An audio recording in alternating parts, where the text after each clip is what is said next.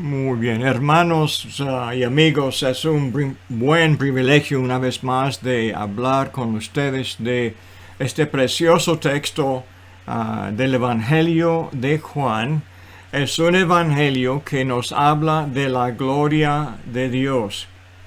La gloria es el tema, la vida eterna es la gloria de Dios que descendió del cielo.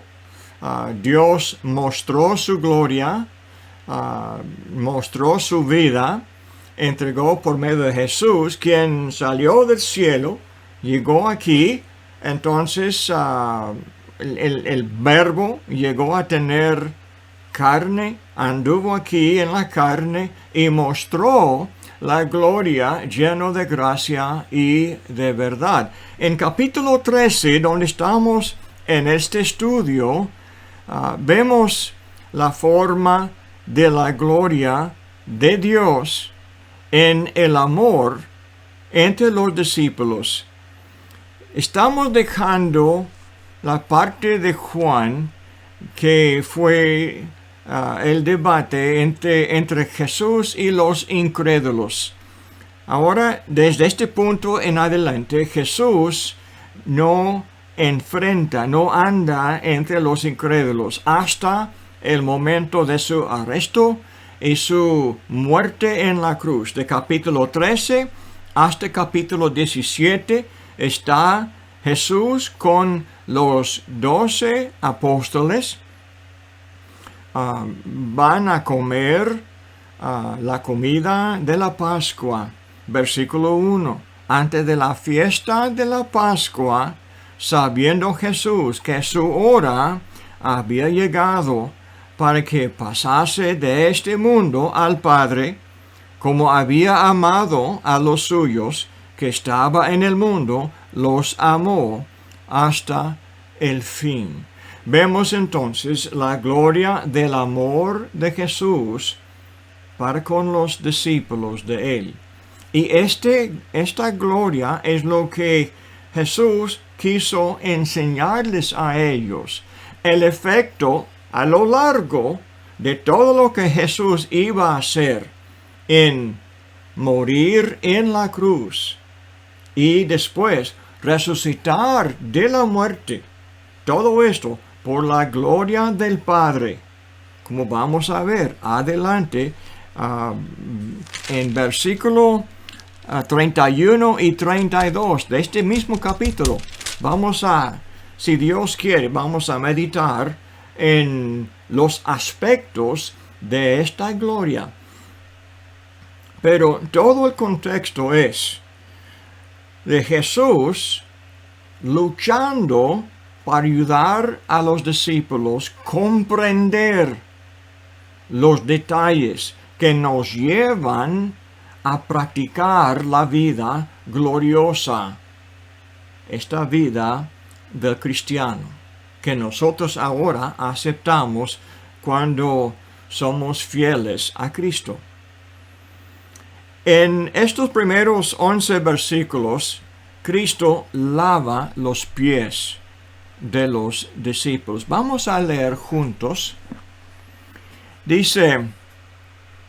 Jesús dice, déjame comenzar de nuevo del versículo 1.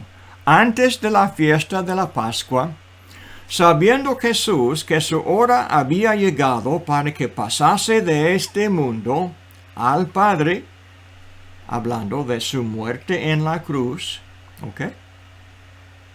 como había amado a los suyos que estaba en el mundo, los amó hasta el fin. Estaban ellos en el mundo, pero como dice adelante, no eran del mundo porque Jesús los enseñó, los sacó del mundo espiritualmente por instruirles en la vida celestial, la vida eterna. Entonces no pertenecían más a este mundo, pertenecían al cielo. Su ciudadanía, Filipenses 3:20. Vamos a aprender adelante. Versículo 2. Y cuando cenaban, Como el diablo ya había puesto en el corazón de Judas Iscariote, hijo de Simón, que le entregase, sabiendo Jesús que el Padre le había dado todas las cosas en las manos, que había salido de Dios, y a Dios iba. Ahora, vemos la historia ahora al fondo de lo que Jesús hizo. Antes de prepararse para lavar los pies de los discípulos, Juan nos describe la circunstancia, lo que está pasando en el corazón de Jesús. Está pensando Jesús, la hora de mi partida está cerca. La cruz está cerca. No tengo mucho tiempo para preparar a mis discípulos para esta gran prueba. Será difícil para mis discípulos aguantar. Será una tentación de dividirse y de no portarse bien y de no amarse mucho y de comenzar a pelear entre sí mismos. Entonces está pensando, ¿qué puedo yo hacer? Les amaba hasta el fin, hasta morir en la cruz. Les amaba. No está pensando en su miedo y su terror. Está pensando en lo que tenía que cumplir. Dice,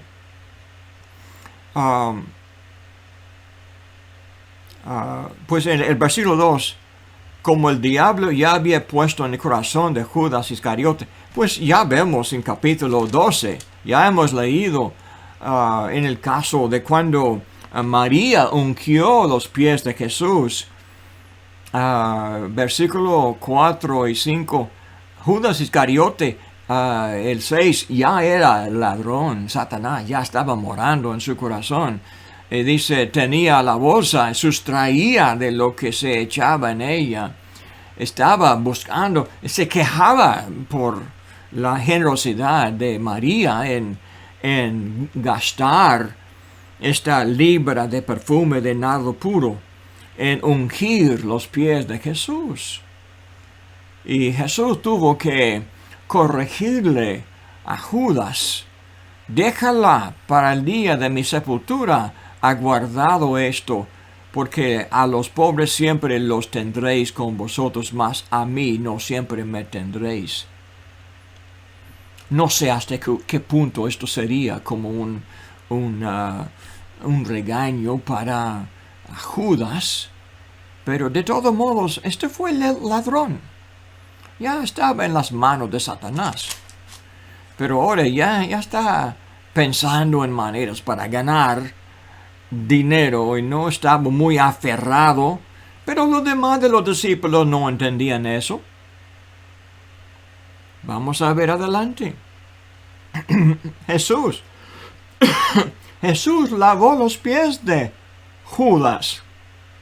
Como vamos a ver, hay repetición. Jesús sabía cuando lavó los pies de Judas. ¿Nos va a recordar adelante?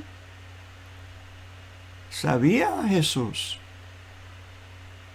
Ok, seguimos en el versículo 3. Sabiendo Jesús que el Padre le había dado todas las cosas en las manos. La carga de salvar la humanidad estaba en las manos de Jesús. No solamente tenía que morir en la cruz, pero tenía que tener a los apóstoles intactos. Tenían que sobrevivir su fe. Ellos tenían que seguir adelante después de la resurrección. Tenían que sobrevivir para llevar a cabo su plan después. Tenían que ser testigos oculares y dar su testimonio después. Entonces tiene esta carga sobre sus hombros. Jesús sabía, dice, que había salido de Dios y a Dios iba. Nos recuerda en Juan, se repite. Jesús sabía de dónde Él había salido y a dónde Él iba. Entonces, con esto en la mente, dice, se levantó de la cena, se quitó su manto, tomando una toalla, se la ciñó. El 5. Luego puso agua en un río y comenzó a lavar los pies de los discípulos y a enjugarlos con la toalla con que estaba ceñido. Entonces vino a Simón Pedro, y Pedro le dijo, Señor, ¿tú me lavas los pies? Respondió Jesús y le dijo, lo que yo hago, tú no lo comprendes ahora, mas lo entenderás después. Lo que Pedro expresa es la dificultad de aceptar la humillación de Jesús. Pedro tenía un alto respeto para Jesús. Tenía alto amor y alto respeto y no había nada de mal en su resistencia. No quiso permitir este sentimiento que no sería apropiado, no sería propio para Jesús como Señor, como Maestro, humillarse delante de su discípulo. No entendía. Jesús le dijo, lo que yo hago, tú no lo comprendes ahora. Esta palabra es importante. No lo comprendes. Este concepto se repite 4 veces. Adelante, vamos a ver. Jesús desarrolla y explica adelante el concepto. Ahora no lo comprendes, mas lo entenderás después. Jesús le asegura que Jesús mismo le iba a explicar con tiempo después. Pero Pedro no. Dice, no me lavarás los pies jamás, dice. Jesús le respondió, si no te lavare, no tendrás parte conmigo. Ahora Jesús tiene que estar firme con Pedro, porque es preciso, es necesario que Jesús haga su punto, que enseñe este punto. Es necesario que Pedro se someta al mando de su Señor. Entonces, no entendía. Jesús le había dicho, no comprendes. Pero, más lo entenderás después. Entonces tenemos, le dijo Simón Pedro, Señor, está reprendido.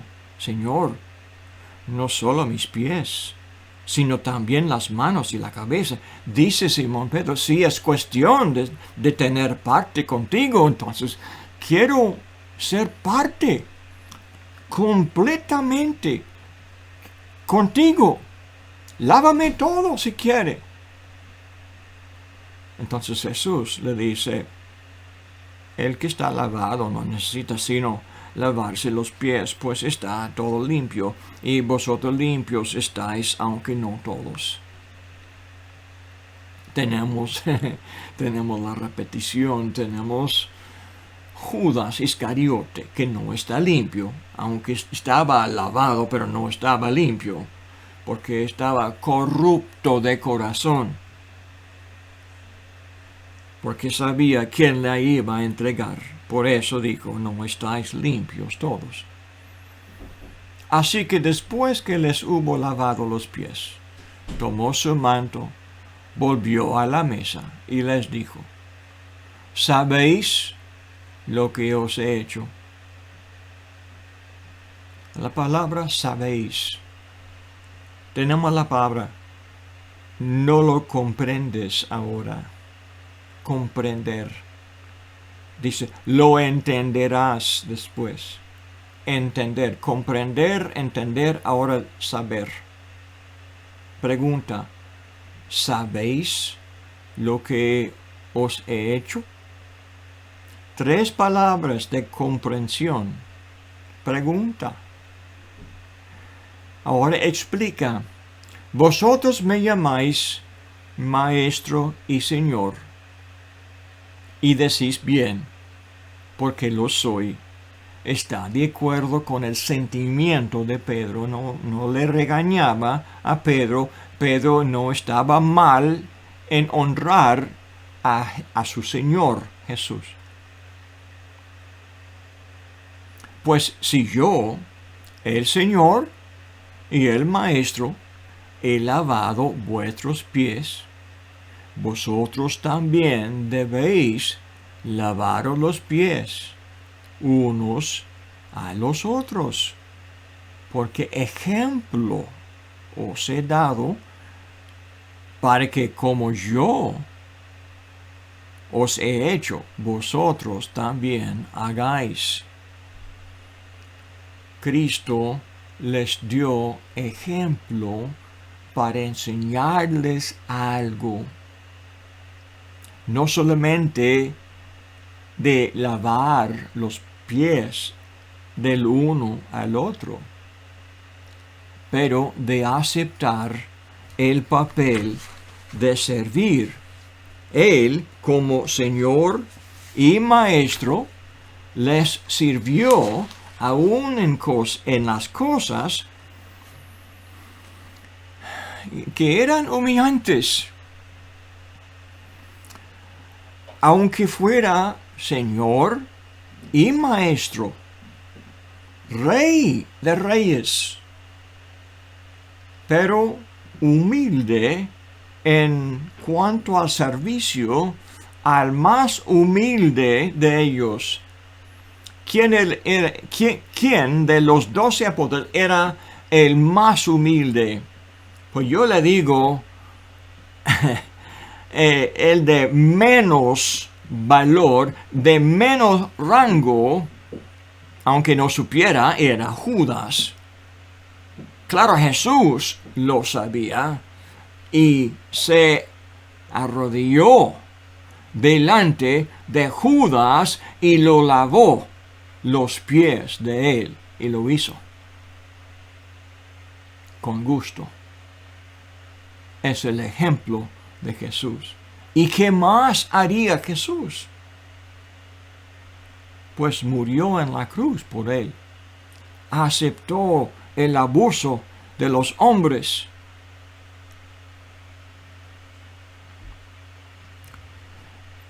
Lea conmigo de Filipenses 2. Para entender lo que Jesús estaba dispuesto, la humillación que Jesús estaba dispuesto a aceptar para servir a los hombres. Dice, déjame comenzar. Aquí tenemos al apóstol Pablo enseñando el mismo concepto a la iglesia en Filipos. Dice, en 3, dice, nada hagáis por contienda o por vanagloria. Tenemos contenciones entre nosotros por vanagloria. Es el problema. Vanagloria es esto de Pedro,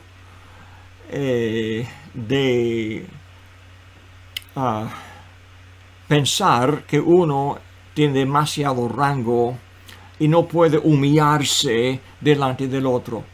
Uno que piensa que es digno de respeto, es digno de mejor trato del otro, que uno debe de respetarle de su forma de trato, que alguien no le saludó bien o no le respetó o no le saludó de la manera digna de él. Dice, nada hagáis por contienda o por vanagloria, antes bien con humildad, estimando cada uno a los demás como superiores a él mismo. Ahora, el 4. No mirando cada uno por lo suyo propio, sino cada cual también por lo de los otros. Haya pues en vosotros este sentir que hubo también en Cristo Jesús, el cual, siendo en forma de Dios,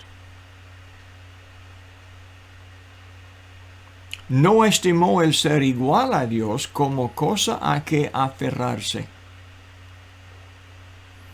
sino que se despojó a sí mismo, tomando forma de siervo, como Jesús, como forma de siervo, lavó los pies de los apóstoles. Forma de siervo.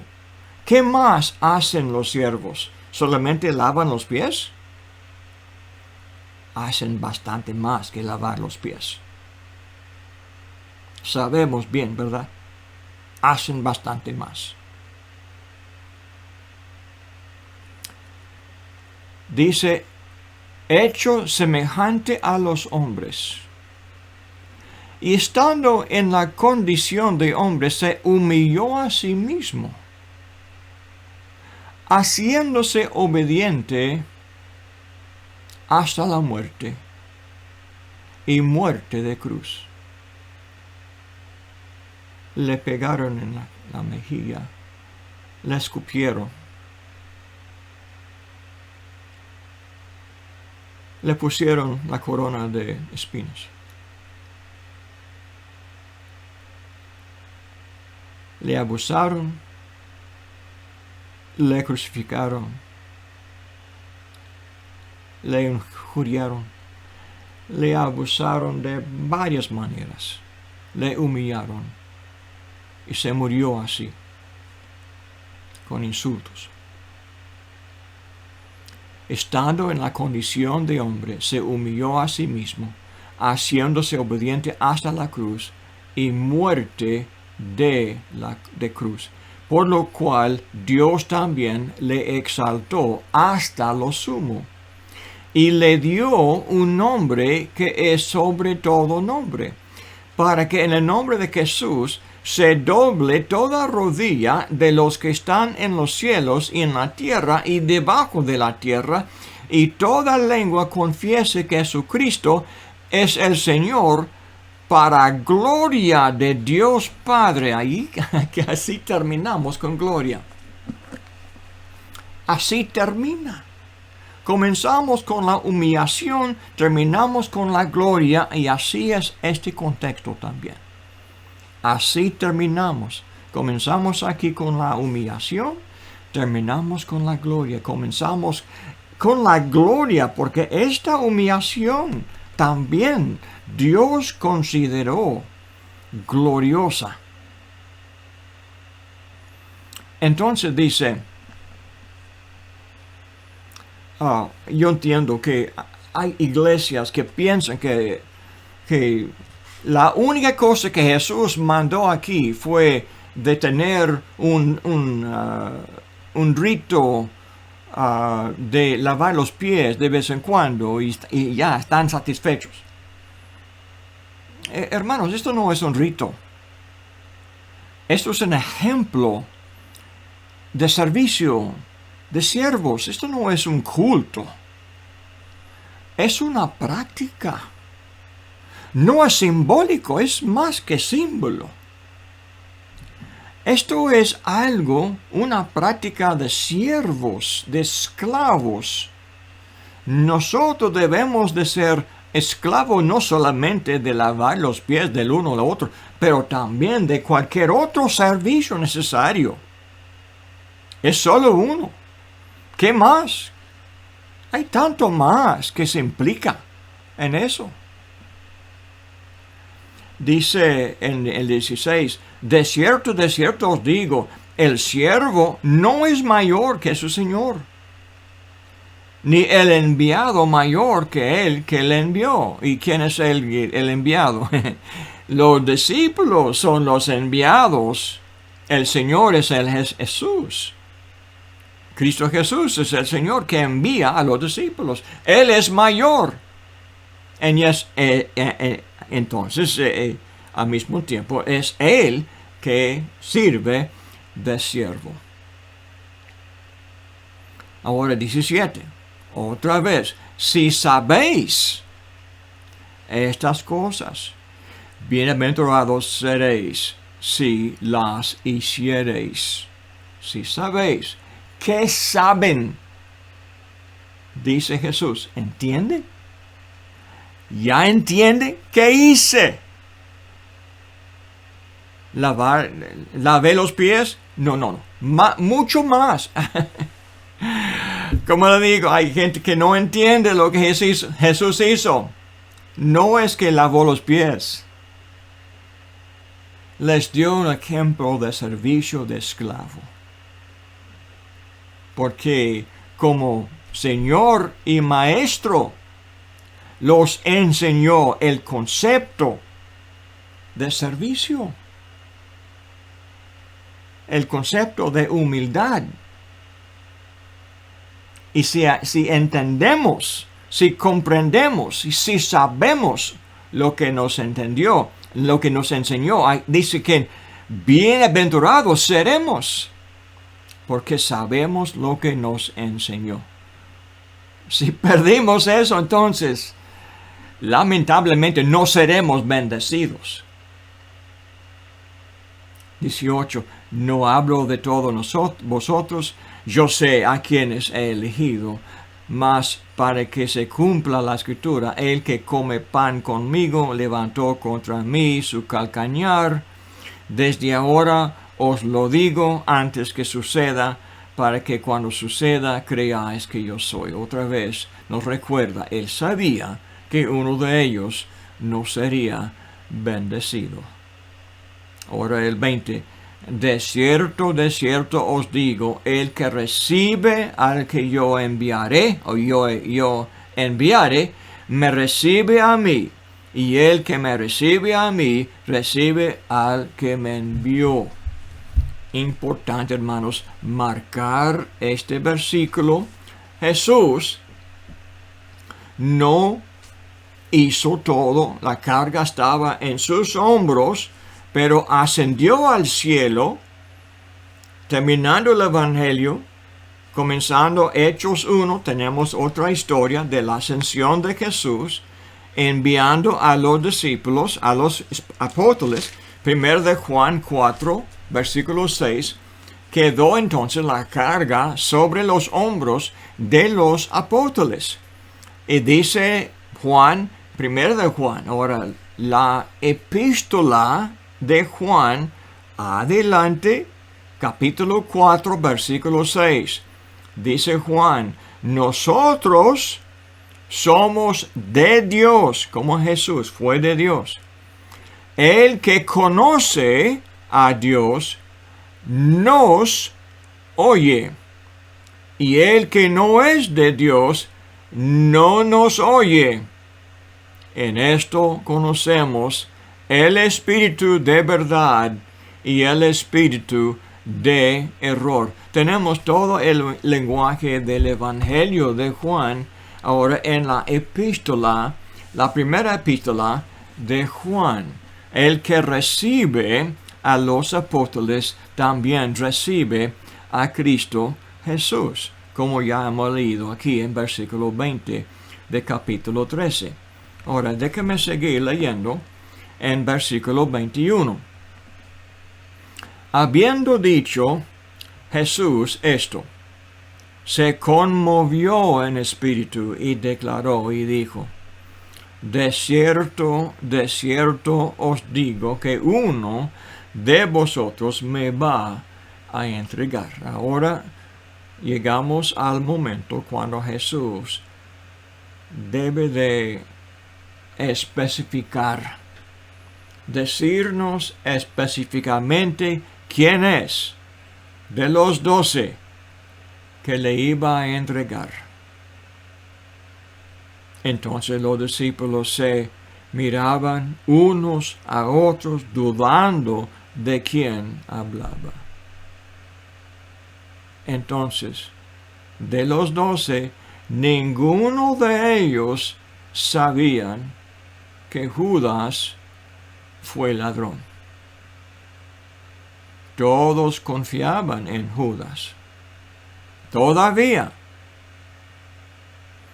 Judas parecía como cualquier otro apóstol, igual a Pedro, igual a Juan, cualquier otro apóstol. Su voz, su forma de enseñar, su forma de funcionar. Judas, como los demás, hacía milagros, hermanos. Predicaba el evangelio como también los demás. Echaba fuera demonios. Cumplían todo lo que Jesús les daba para hacer.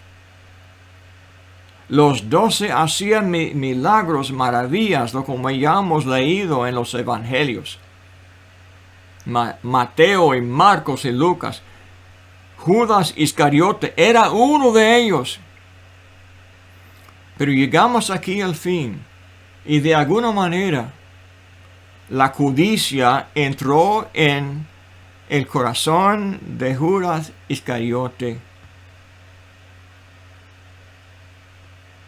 Y estaba listo a entregar y abandonar a su Señor.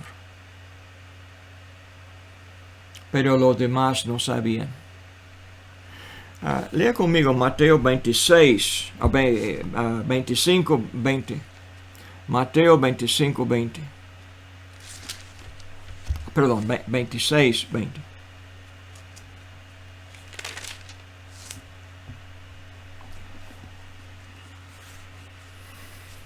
Aquí tenemos la cuenta de Mateo de este mismo momento. Dice 26, cuando llegó la noche se sentó a la mesa con los 12 y mientras comían, de cierto os digo que uno de vosotros me va a entregar. Y entristecidos en gran manera comenzó cada uno de ellos a decirle: soy yo, Señor. Entonces él respondiendo dijo: el que mete la mano conmigo en el plato, ese me va a entregar. Es lo mismo como leemos en Juan. Pero leyendo adelante, leemos aquí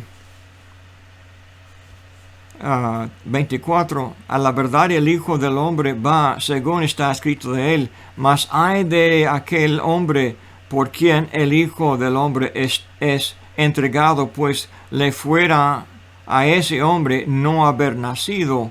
Entonces respondiendo Judas, el que le entregaba, dijo: soy yo, maestro. Le dijo: tú lo has dicho. Y mientras comían, tomó Jesús el pan y bendijo y lo partió, etc. Entonces Jesús miró cara a cara a Judas y le dijo que sí.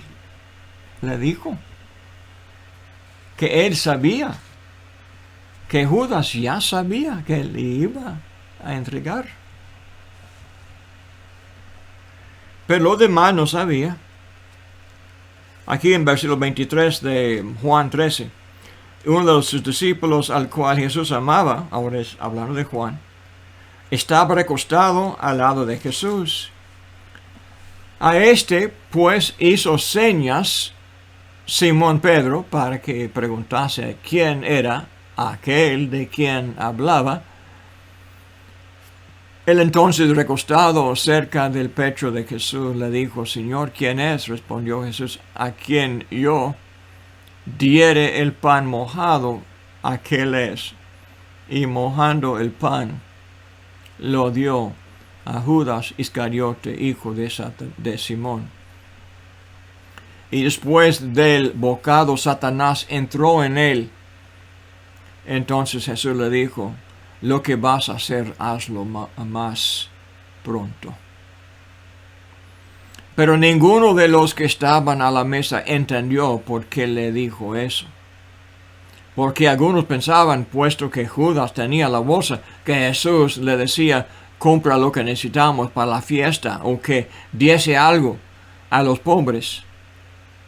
Cuando él pues hubo tomado el bocado, luego salió y era ya de noche. Entonces vemos en todo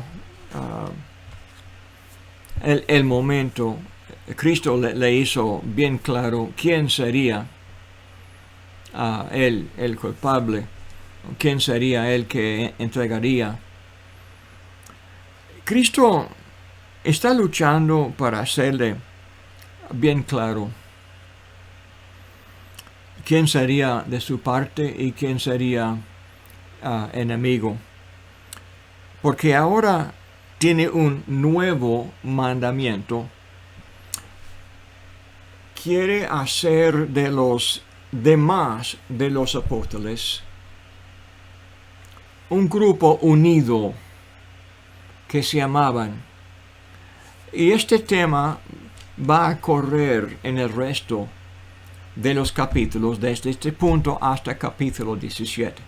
Vamos al versículo 31. Entonces, cuando hubo salido, dijo Jesús: ahora es glorificado el Hijo del Hombre, y Dios es glorificado en él. Si Dios es glorificado en él, Dios también le glorificará en sí mismo, y enseguida le glorificará. Antes de leer el nuevo mandamiento que iba a dar, déjame comentar un poco sobre este concepto de ahora es glorificado, y esto parece un poco indirecto, ¿verdad? Jesús ha sido bien directo en decirles que iba a morir en la cruz. Ya había dicho, y tercer día iba a resucitar. Ya había dicho 3 veces. Y no querían aceptar eso. Y había dicho 13 veces ya. Iba a partir de ellos y estaban bien tristes. Su partida estaba cerca. Ya se repitió varias veces. Ahora, no habla de estos términos. Habla de gloria. Ahora es. Dice, ahora es glorificado el Hijo del Hombre. Así Jesús contempla su muerte, porque ahora, en todo el contexto, se refiere a la cruz. El momento de morir en la cruz para Cristo sería el momento de gloria, como había dicho en capítulo 12. Dice en 12:23. Dice, ha llegado la hora para que el Hijo del Hombre sea glorificado, dijo. De cierto os digo que si el grano de trigo no cae en la tierra y muere, queda solo, pero si muere, lleva mucho fruto. El que ama su vida la perderá, y el que aborrece su vida en este mundo, para vida eterna la guardará. Hablando de morir para vivir. Y esto aplica a nosotros, ¿verdad? para vivir nosotros tenemos que morir con Él. Y hablando de cómo comenzamos la nueva vida, morimos con Cristo. En el bautismo también morimos cuando ponemos la carne, hacemos morir los deseos de la carne para vivir con Cristo. Pero literalmente Cristo iba a morir físicamente en la cruz para que pudiera vivir eternamente y también nosotros por medio de Él. Entonces aquí volviendo a capítulo 13, 31, ahora es glorificado el Hijo del Hombre. La palabra Hijo del Hombre hablando del Mesías. Y dice, Dios es glorificado en Él. La verdad es que Dios es glorificado por la muerte de Cristo en la cruz. Como leemos en Romanos 3. Hay gloria en la cruz para el Padre, para Dios en el cielo, porque en la cruz Dios puede justificar al pecado del hombre y quedarse justo. Lea conmigo, Romanos 3. Dice, versículo 23, por cuanto todos pecaron y están destituidos de la gloria de Dios. ¿Ok? Por el pecado somos nosotros destituidos de la gloria de Dios. Por la culpa del pecado no hay gloria para el hombre, por la culpa. Por la práctica del pecado no hay gloria de Dios en nosotros. Ahora, el 24. Siendo justificados gratuitamente por su gracia, mediante la redención que es en Cristo Jesús, a quien Dios puso como propiciación por medio de la fe en su sangre, para manifestar su justicia a causa de haber pasado por alto en su paciencia los pecados pasados, con la mira de manifestar en este tiempo su justicia, a fin de que Él sea el justo y el que justifica al que es de la fe de Jesús.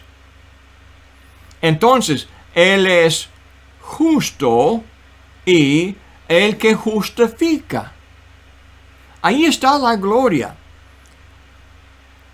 En la muerte, en la sangre de Cristo, en la cruz, cuando Jesús murió, Dios hizo posible que el hombre pudiera tener gloria, la gloria de Dios, y así dar gloria a Dios.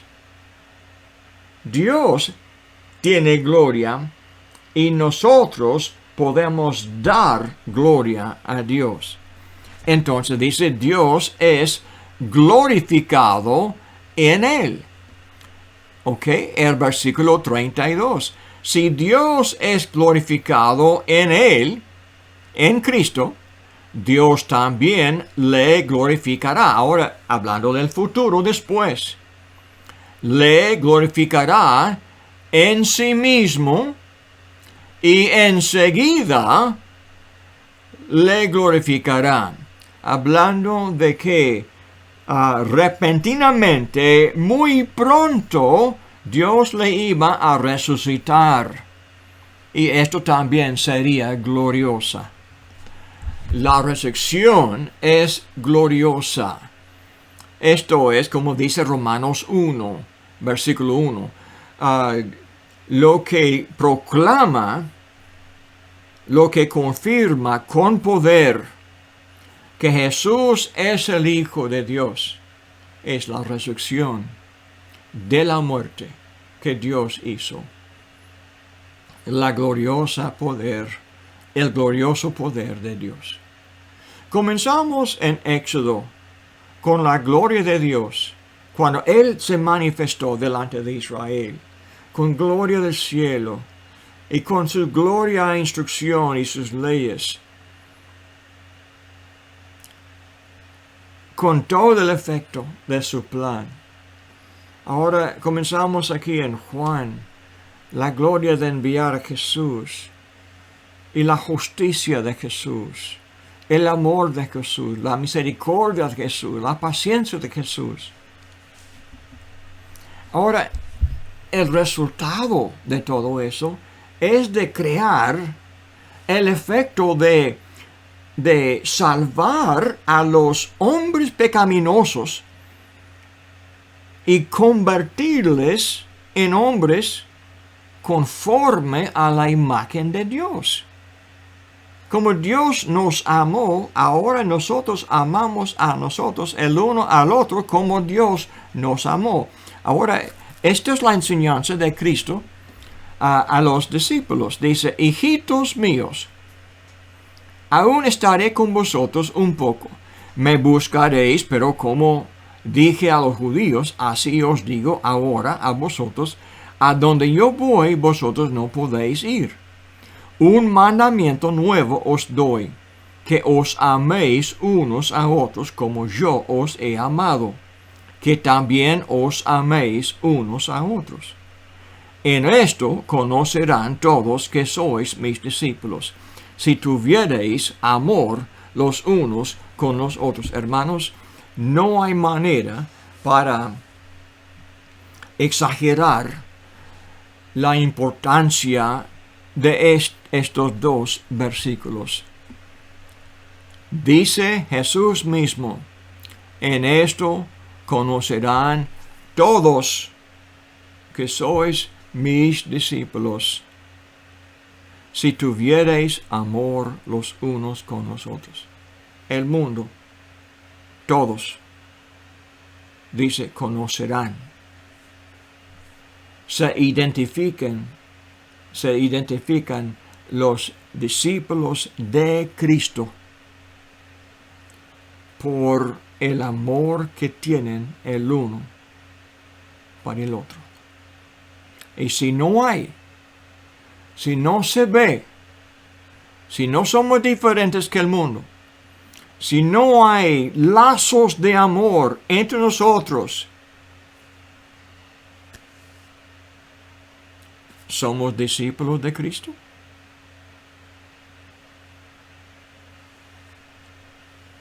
Hermanos, tenemos tantos ejemplos del servicio que Cristo demostró, de humildad, para enseñar a ellos este servicio el uno al otro.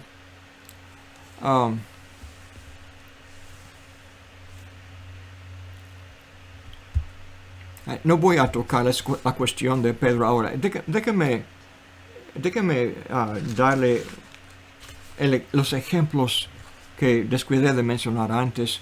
Lucas 18, 16. Jesús dijo, cuando bendijo a los niños, dice, dejad a los niños venir a mí, no se lo impidáis, porque de los tales es el reino de Dios. Jesús dijo, debemos de servir a los más humildes, porque de ellos es el reino de Dios. Y todos los ejemplos aquí en capítulo 18 de Lucas hablan de la humildad necesaria para que Dios acepte la oración, para que Dios acepte nuestra vida aquí terrenal. Mateo 9, 12 a 13. El problema de los fariseos, Dios no podía aceptar a ellos, porque ellos eran ya justos conforme a su propia opinión. Dice Jesús, los sanos no tienen necesidad de médicos, sino los enfermos. Se quejaban ellos de que Jesús quería enseñar y cenar con los pecadores y los publicanos. Lucas 17, aquí tenemos la parábola que Jesús dio a los que